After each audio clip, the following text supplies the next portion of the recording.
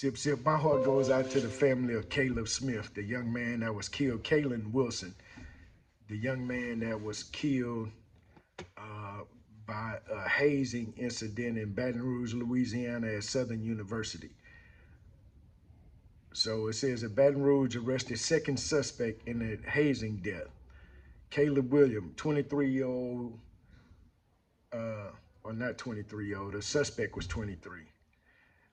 But Caleb was a junior at Southern University studying to become a chemical engineer and also wanting to pledge Omega Psi Phi and be a part of the Brotherhood.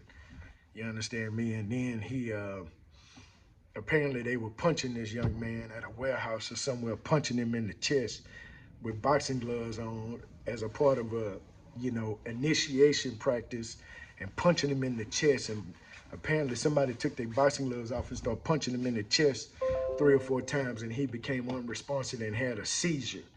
That's what the documents right here says, that he has a seizure. So McCray, who is 23-year-old, is facing manslaughter charges. So now we got 3 people that's gonna be arrested because of this, and 1 young man is dead.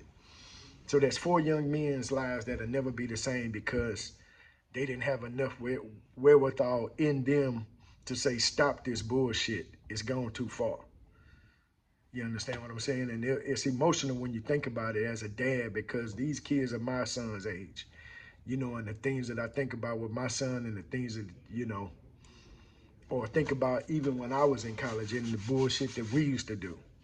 But I was always strong enough, and I think I was hanging around people that were stronger to say, nah, man, this went too far. Just like when we used to, smoke some herbal essence and then we'd grab somebody and put them to sleep. And they thought that shit was, but I told them, don't do me like that. Don't play with me like that, because I ain't wanting to be played. No, don't do it.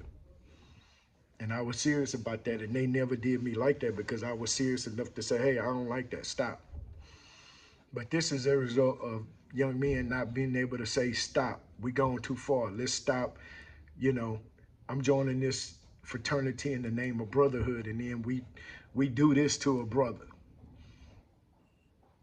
We don't have to be that tough. We don't have to be that manly.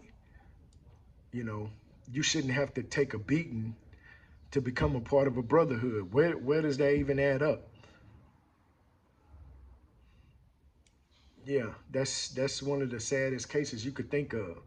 And this is the second time they had one, I think in 2017 or 7 or whenever, another kid passed out and died because they didn't made him drink too much. Now they got 3 young men that arrested. Thurman, 25. There's one guy's 25. He was already graduated, and he's over here beating another student. That's what it was. He was beating on him. And the crazy part about it, he's joining this fraternity to be a part of a brotherhood. But then the same brothers that you want to be a part of take you to the hospital, take you somewhere first and take off the shit that you had on, probably some Omega for pledge type shit, and they put you in some other clothes and then take you to the hospital and leave you there.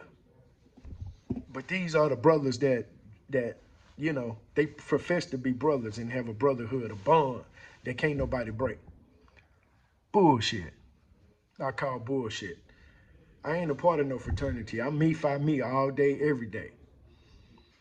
But I wanted to be a part of until I saw them burning my boy on the neck, burning him in his hand with cigars, and he got burn marks, big, just burn marks like this big on his hand, on his neck. And I'm like, man, who did that to you? And then when I saw him, he didn't want to tell me, but he told me because we wanted to be a part of the same shit. But at that moment, I was like, nah, fuck that. I can't, you ain't got to beat on me or do me like that for me to be a part of this shit.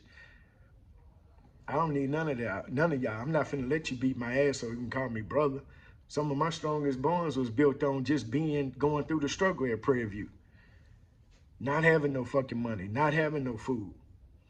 And I still talk to 8 or 9 of them Negroes to this day. You understand? And will give whatever I got, damn near my last, to help one of them. Because we like family, we like brothers. We ain't have to beat each other. We did talk shit, did all kind of stuff. to each other, but we ain't never damn near killed nobody. We done wrecked a few cars, mainly just mine, but and my mama's and my daddy's, but we ain't never do no shit like damn near kill somebody. We gotta do better. We gotta start teaching our young men to when to say enough is enough. When to stand up and say, man, I ain't gonna be a part of this bullshit. Now, y'all need to stop. Stand up against, we ain't got to be tough. Y'all ain't all from the hood. Some of y'all don't even know y'all daddy. This is, man, my heart goes out to the family, to the mother and the father. How do you take that call, at 2 o'clock in the morning and say, we got some news? Are you the parents of Caleb? That's tragic. That's sad. That's unacceptable when you send your son to a place to go better himself, to be a part of society, to be better than you were, hopefully. To send him to have a brighter future. This young man is a junior, as a chemical engineer, and now his life just gone like that.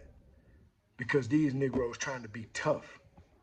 And because he wanted to belong to a brotherhood that he may have seen, from some other people. We got to rethink that.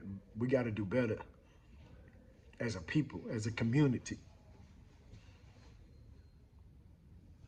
It just breaks my heart as a dad, to my only son and to my godson and to my son's best friends who are like my sons.